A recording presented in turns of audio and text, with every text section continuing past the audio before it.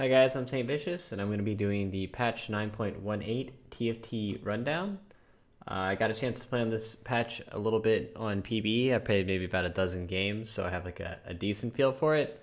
The real main standout changes to me for this are the item drop changes and the XP adjustments. So what they changed to the game is there's in the live version of TFT, there's like a big or it's like where you if you low roll and you don't get that many items, you can start the game with one item or in 3 coins, or and you can be going against somebody that has like 3 fully completed items on like the first round of the game, and that's not really the ideal way you want to play the game. So now how the game works is pretty much you can drop in the opening rounds. You can drop Nico's Help, which is a new item, which makes it to where I don't know if you played auto chest, but there was an item called IO, which let's say you have 2 of like a Draven and you use Nico's Help on the Draven, it'll make it into a 2-star Draven. So it's just a way of upgrading your 2-star units a little bit easier. It can actually be pretty helpful for snowballing early, or you can use it later to get like a 2-star Swain or Yasuo. So I think it has like a lot of like interesting uses, and it's definitely going to be adding like a different layer of strategy to the game with how you want to use it. It seems like gold drops a ton with the new item drop system, and also champions drop out of these new boxes as well. So like on an opening round, you could get like a Gangplank and a Lucian and like 4 gold or something like that off one of the rounds, off one of these boxes. So you actually get an insane amount of gold. And then on the items, according to the devs I talked to, even if you are getting all that gold in the beginning of the game, the items will actually even out as the game goes on, and it's like for sure this time. I felt like in the games that I played on the PP, it felt like the items were pretty close. Like I never felt like anybody had like way more items than me or way less items than me, so it felt like pretty balanced in that case. Also, like there's different colors of loot boxes. There's common, which you can see drops gold, champions, Nico's Help. Uncommon, which can drop components, gold, champions, Nico's Help. Rare boxes, which are spatula, full items, gold, champions, Nico's Help. And then it says every player gets approximately the same number of boxes across the game. I felt like it was the case. And every player gets approximately the same number of item components across a single game, which I also felt was the case. So I like the overall changes to the items. I think that's going to be like the highlight of the patch for me. And it definitely made the game like feel a lot more balanced in that regard. So it's pretty fun. I like it. Since obviously, you're getting more gold. Like I had rounds where I was starting with like almost 20 gold on the first PvP round. So obviously, if there's like that much gold that's floating around the system, then they're gonna have to adjust a little bit. All the XP breakpoints are now 2 XP greater, which is not really like an insane amount, but I guess it will like add up throughout the game. It definitely, I think the time that I noticed this the most is when you come out of the first carousel and you have to level up to level 5. I think I have to like level up 3 times or something like that just to hit my breakpoint. So it takes some getting used to, but I think that like it's still like in an overall fine place just because of the amount of gold that you're getting from the loot boxes. They changed the champion drop rate a little bit. Basically, they adjusted the 3-cost drop rate, is what I gathered from it. And then also they made it to where you can't get legendary units at level 6. So that means like, all those times where you're fighting somebody coming out of Krugs and they have like a Swain or like a Kale and they have like nobles online. That's not going to happen anymore. So I'm pretty happy with that change. I think it adds like a little bit less like out of the ballpark RNG to the game. So I think that this will make the game a little bit more consistent overall. And then also they lowered the champion pool size from 21 to 18 for 3 costs. So I'm not too sure why they did this change. Like I understand like what their thought process on it is, but I think that it can like kind of thin out the it makes it really hard to get 3-star 3-cost units. And then B, it makes it to where like people can't really, if there's like 2 or more people going into the same build, it can be really hard to upgrade some of these 3-cost units. So not a big fan of this change overall, but I understand why they did it. Yeah, so also on top of that, like it's really easy to get 3-cost units upgraded with Nico's Help and things like that too. So kind of an interesting change. I don't know. Didn't really feel like it was like that terrible. Like I 3-starred like Katarina, Cannon, like all these other units when I was playing on PP, but that also could have been because like people weren't contesting the units. So we'll see how it feels. This is just clarification on item stacking. They added some new 9-piece set bonuses. They did a assassin 9-piece. One of the reasons why the assassin 9-piece is actually like not good is because, you know, if you have 9 assassins on the board, then that means nothing's going to decorner a unit out from the corner. So that means in order for you to successfully run a 9 assassin build, you would also have to have a Fawn, which would, you know, give you that 10th unit on the board to actually pull units out of the corner. And then you, on top of that, you have 9 assassins jumping into a corner and like cluster fucking. So not really sure 9 assassins will ever be pulled off. I mean, you'd have to really high roll it. It could be possible, but I don't see that happening. 9 sorcerers, however, I think could happen.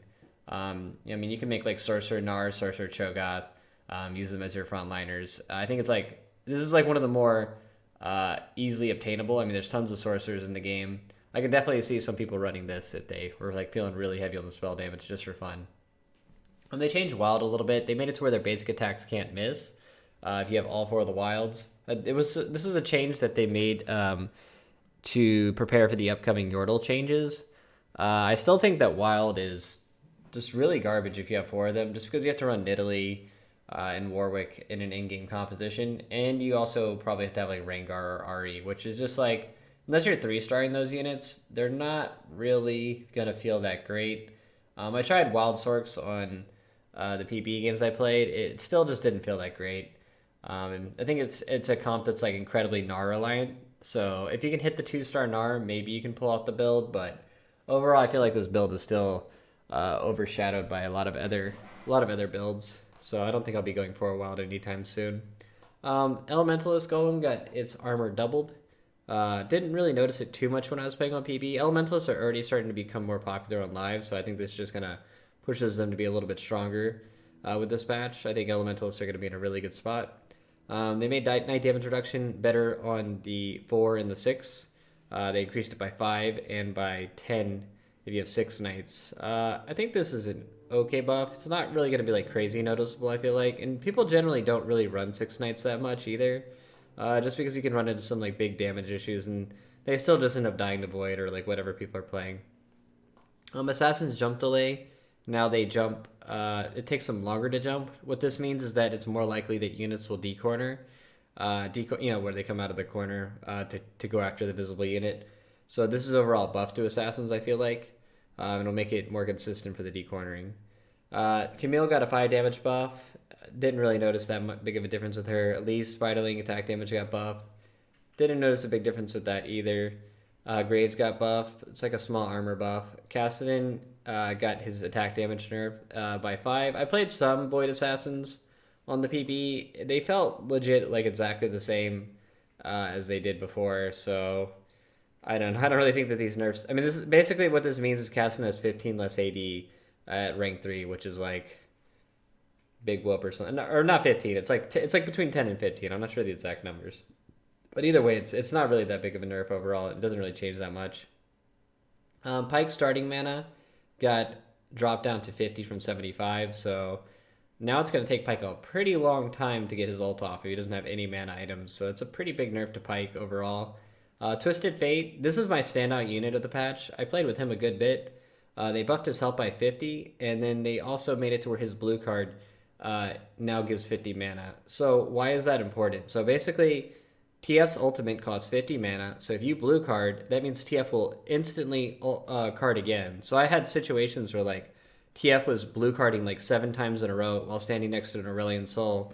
And basically the Aurelion Soul was just machine gun ulting while the TF was machine gun ulting. So I think there's a lot of like really cool cases where you can use like go for a 3-star TF or something like that. Their comp, and I think he's definitely one of like the strongest units that I've seen on this patch. I really, really liked him.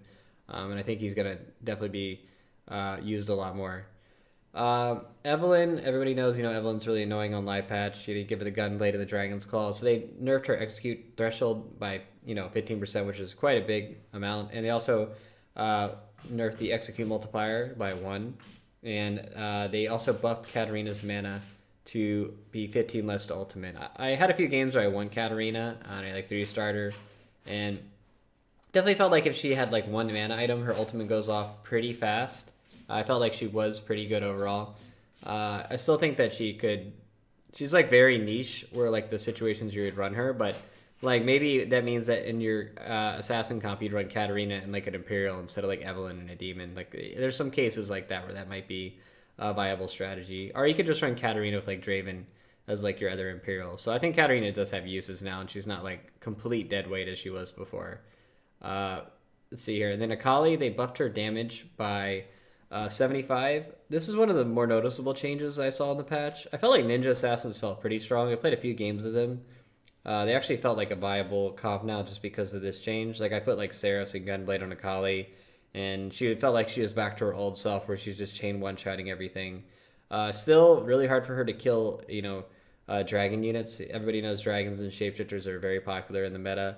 If an Akali's trying to kill an Aurelion Soul who's magic immune, it's going to be kind of hard for her. So still not sure how 100% viable the assassins are, but I definitely think ninja assassins could be something that could be on the rise in the new patch. Nivea's ability duration got lowered to 6 seconds, but it's the same damage. So that basically means the damage comes out faster, and then you can reposition your ult as well, a little bit easier as well. Definitely seemed like the damage did pretty good. I only played her one game, but she seemed to just destroy rangers that were sitting on the corner by herself. She did so much damage.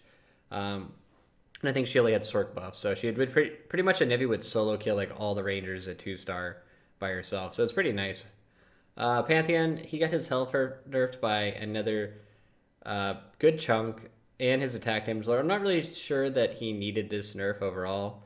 I felt like after the original hotfix nerfs that I think that Pantheon was like in a pretty good spot, and he mainly just put him in your comp to provide healing debuff and give you dragging buff.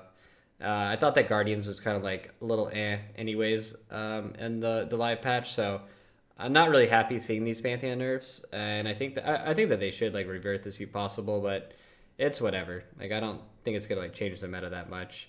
BF Sword got its attack damage lowered to 15 from 20. That's a nerf to assassins overall. You know how much the assassins like to run BF Sword items. Frozen Heart debuff duration got changed quite considerably. It lasts very long now. So in units like Pike or Akali, I saw people stacking Frozen Hearts with assassins and running them around the back line, and it felt really annoying to play against, like if I was playing Rangers or something. So definitely think you could see that a little bit. Locket of the Iron Solari got buffed to 300 and now lasts 7 seconds, so it's very close to like what it was before in terms of like overall power. I could see a lot of cases where you could just like put Locket on assassins now. I could definitely see that coming back. I mean, a 300 shield for 7 seconds that's a pretty considerable amount of time on an assassin. So I could definitely see people maybe going into a case where they could put 1 or 2 Lockets on some assassins, but you still got to run into the issues of Hex Tech and the positioning with those type of things. So if Hex Tech becomes popular, then I don't think Locket will be seeing like that much use. But I definitely think there are some cases where it's a buildable item now. Swordbreaker, chance to disarm. It lasts shorter but has a higher chance to proc. I think Swordbreaker is really only useful in like some gunslinger builds. It's pretty much not that useful in anybody else. So I'm sure you see it like popping up in some gunslinger builds. The only problem is that it requires both a cloak and a vest, which are like very important items to gunslingers. Cloak is Hush, which is super important against shapeshifters and whatnot. And then Chain Vest is Red Buff or GA, which are both insanely important items on gunslingers. So not sure when I'll build Swordbreaker, but maybe if I have just the items laying around, I'll do it. Zephyr Banish duration got increased to 6.